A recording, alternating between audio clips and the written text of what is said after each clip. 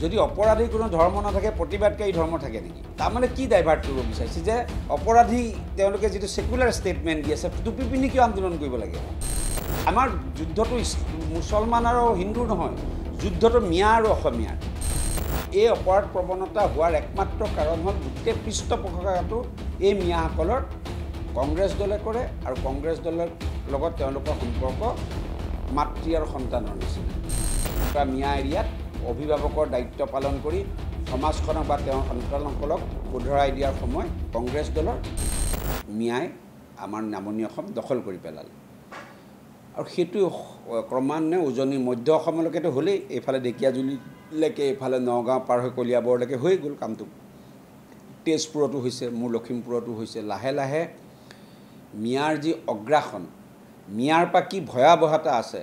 এই ভয়াৱহতাটো যদি উপলব্ধি কৰিবলৈ হয় এয়াই হ'ল উত্তম সময় কাৰণ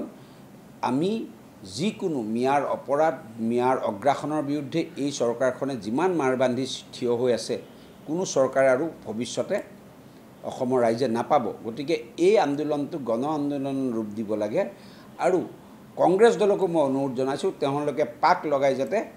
এই ব্যৱস্থাটো কাৰণ তেওঁলোকৰ ভোট বেংক খহিব বুলি পাক যাতে নলগায় এটা কালি মই এটা কথা কওঁ যে কংগ্ৰেছ দলৰ একদম সাংসদজনে দুখীৰ কথা প্ৰথমতে আৰম্ভ কৰে সেকুলাৰ টুইট দি প্ৰদ্যুৎ বৰাই লিখিছে ধৰ্ম যিয়েই নহওক এতিয়া আপোনালোকে চাব কালি ডাইভাৰ্ট কৰাৰ কেনেকুৱা ব্যৱস্থা হৈছিলে অপৰাধীৰ কোনো ধৰ্ম নাই বুলি কৈছে মই কেইবাটা আন্দোলন কালি দেখিছোঁ মিয়াসকলে কৰা যিসকল মিয়াই সচৰাচৰ জীৱনতো কেতিয়াও টুপিটো পিন্ধি নাথাকে কালি আন্দোলন কৰাৰ সময়ত টুপিটো পিন্ধি লৈছে